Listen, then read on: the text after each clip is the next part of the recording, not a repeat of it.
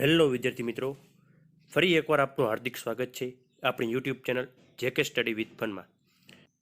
વિદ્યાર્થી મિત્રો, આજના વિડીયોમાં આપણે unit test 4 standard 11 general stream એટલે કે ધોરણ 11 સામાન્ય પ્રવાહનું અંગ્રેજી વિષયનું ઇંગ્લિશ વિષયનું જે પેપર છે એનું સંપૂર્ણ પેપર સોલ્યુશન જોવાના છીએ. તો મિત્રો, વિડીયોની શરૂઆત કરીએ તે પહેલાં જો તમે ચેનલ પર નવા છો તો ચેનલને સબસ્ક્રાઇબ કરી દેજો અને બાજુમાં આપેલ બેલ આઇકન દબાવી દેજો, જેથી કરીને એકમ કસોટીના બીજા વિષયના સોલ્યુશન સરળતાથી તમને મળી જશે અને જેથી કરીને તમે સારા એવા માર્ક્સ મેળવી શકશો. તો ચાલો જોઈએ ધોરણ 11 યુનિટ ટેસ્ટ 4નું પેપર સોલ્યુશન. તો મિત્રો, એમાં સૌથી પહેલો વિભાગ એ જોઈએ સેક્શન એ. સેક્શન એમાં સૌથી પહેલું જોઈએ write whether the sentences are true or false. બરાબર, એટલે કે ખરા ખોટા તમારે જણાવવાના છે. તો એમાં પહેલું જોઈએ we take a quick pill hoping that our problem will never go away. બરાબર, તો પહેલું ફોલ્સ. બરાબર, પહેલામાં શું આવશે? ફોલ્સ, ખોટું છે. ત્યારબાદ બીજું જોઈએ યોગ is good for the digestive system, the nervous system. બરાબર, તો બીજું સાચું છે. બરાબર, ટ્રુ આવશે એમાં. ત્યારબાદ ત્રીજું જોઈએ we always desire new things and are seldom content with what we have. બરાબર, તો ત્રીજામાં શું આવશે? ટ્રુ. બરાબર, સાચું છે. ત્યારબાદનું જોઈએ find out and write the nearest meaning. બરાબર, તમારે સામાનાર્થી આપવાનો છે આમાંથી શોધીને. તો એન્ક્સિટી. બરાબર, તો એન્ક્સિટીનું શું થાય સામાનાર્થી? વરી. બરાબર, એન્ક્સિટી એટલે ચિંતા, વરી. ત્યારબાદ વાઇટાલિટી. બરાબર, વાઇટાલિટીનું શું થાય? સ્ટ્રેન્થ. બરાબર, ત્યારબાદ પ્રોલોંગ. બરાબર, છઠ્ઠું પ્રોલોંગ, તો છઠ્ઠામાં શું આવશે? એક્સટેન્ડ. બરાબર વિદ્યાર્થી મિત્રો. ત્યારબાદનું જોઈએ select the most appropriate language functions. બરાબર, તો નીચે આપેલા વાક્યો માટે તમારે સાચા ફંક્શન્સ, લેંગ્વેજ ફંક્શન્સ શોધીને લખવાના છે. તો સાતમું જોઈએ એમાં what a horrible accident it was. બરાબર, તો સાતમું શું છે? એક્સપ્લેનેશન. બરાબર, ત્યારબાદ આઠમું જોઈએ if you had done yoga you would not have suffered more. બરાબર, તો આઠમામાં કયું લેંગ્વેજ ફંક્શન આવશે? તો આઠમામાં expressing condition in the past. બરાબર, એટલે કે ભૂતકાળની પરિસ્થિતિ બતાવી છે. ત્યારબાદ નવમું જોઈએ he will either sit in the class or stand in front of the class. બરાબર, તો નવમામાં શું આવશે? Expressing choice. બરાબર, પસંદગી દર્શાવી છે તેથી ચોઇસ આવશે. ત્યારબાદ જોઈએ દસમું in spite of his ill health he took part in sports competition. બરાબર, તો દસમામાં શું આવશે? કોન્ટ્રાસ્ટ, વિરોધાભાસ બતાવ્યો છે. ઇન્સ્પાઇટ, ઓલ્ધો, ધો. બરાબર, એવું બધું આપેલું હોય ત્યારે વિરોધાભાસ હોય. ત્યારબાદનું જોઈએ select and write the most appropriate questions to get underlined words as their answers. બરાબર, નીચે લીટી દોરેલ શબ્દને દૂર કરીને તમારે ક્વેશ્ચન વાક્ય બનાવવાનું છે. તો પહેલું જોઈએ Brijesh is hospitalised for some severe dietary problem. બરાબર, તો for some severe dietary problem નીચે લીટી છે. બરાબર, તો શેનાથી પ્રશ્ન બનશે? વાયથી. બરાબર, તો 11માં શું આવશે? Why is Brijesh hospitalised. ત્યારબાદ 12મું જોઈએ a physical disease disturbs the emotions.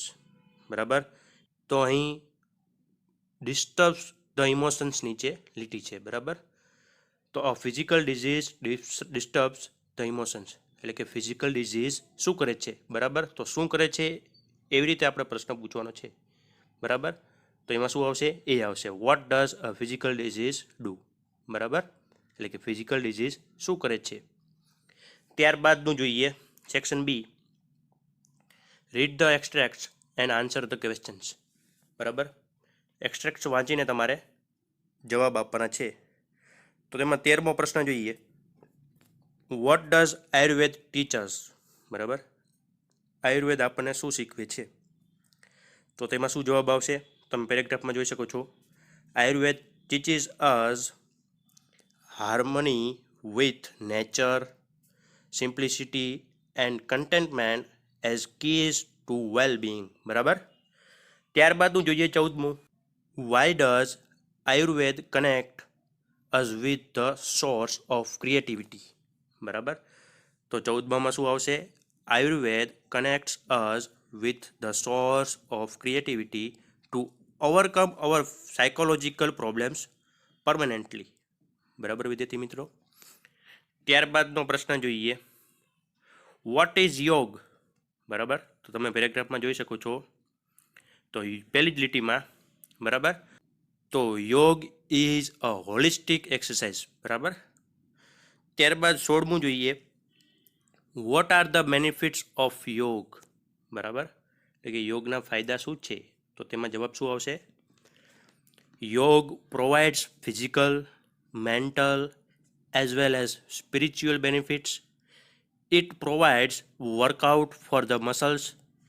It also benefits joints, ligaments, and the skeletal system by improving flexibility and balance.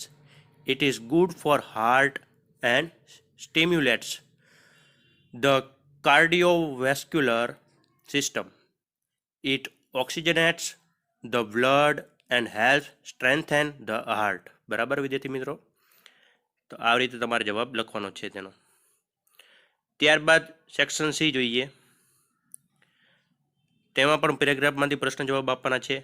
તેમાં સૌથી પહેલો 17મો પ્રશ્ન જોઈએ. What was the idea of John Roebling? બરાબર, કે જ્હોન રોબલિંગનો આઈડિયા શું હતો? તો તેમાં શું આવશે જવાબ? તમે પેરેગ્રાફમાં જોઈ શકો છો.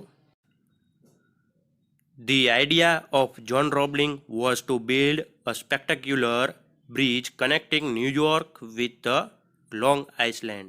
બરાબર વિદ્યાર્થી મિત્રો. ત્યારબાદ 17મો જોઈએ. What did the bridge building experts say about Roebling's idea?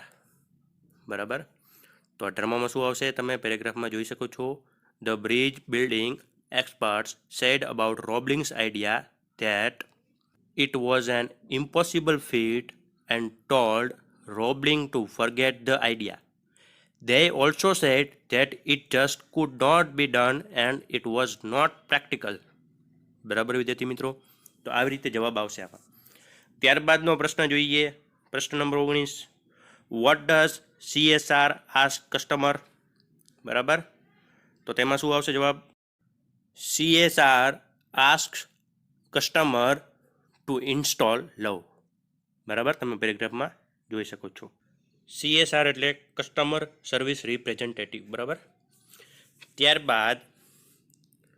ત્યારબાદનો પ્રશ્ન જોઈએ 20મો. What does CSR advise customer? બરાબર. તો તેમાં શું આવશે જવાબ? CSR advises customer to open her heart. બરાબર વિદ્યાર્થી મિત્રો. ત્યારબાદનો જોઈએ સેક્શન ડી.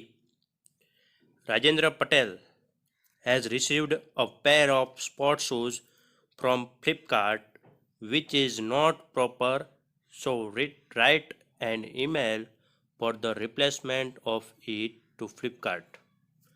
બરાબર વિદ્યાર્થી મિત્રો. તો તમારે અહીંયા ફ્લિપકાર્ટને ઈમેલ કરવાનો છે. બરાબર. તો તેમ તમારે લખવાનો છે. તો તમે આ રીતે ઈમેલ લખી શકો છો. બરાબર વિદ્યાર્થી મિત્રો. તો વિડીયોને પાઉઝ કરીને તમે ઈમેલ જોઈ શકો છો. ઓકે. ત્યારબાદ અથવાનો જોઈએ. Prepare a report about the independence day celebration in your school. બરાબર, એટલે કે તમારે ઇન્ડિપેન્ડન્સ ડે એના વિશે તમારે તમારી સ્કૂલમાં સેલિબ્રેટ થયો હોય એના વિશે તમારે રિપોર્ટ લખવાનો છે. તો તમે આ રીતે રિપોર્ટ લખી શકો છો. બરાબર વિદ્યાર્થી મિત્રો.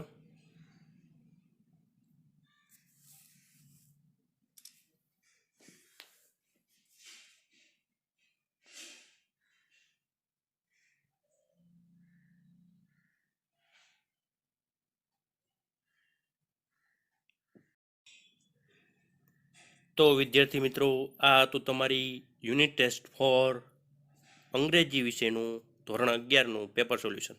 બરાબર. તો મિત્રો, આજનો આ વિડીયો તમને ગમ્યો હોય તો વિડીયોને લાઇક કરી અને ચેનલને સબસ્ક્રાઈબ કરી દેજો, જેથી કરીને એકમ કસોટીના બીજા સોલ્યુશન સરળતાથી તમને મળી રહે. તો વિદ્યાર્થી મિત્રો, ફરી મળીશું. જય હિન્દ, જય ભારત.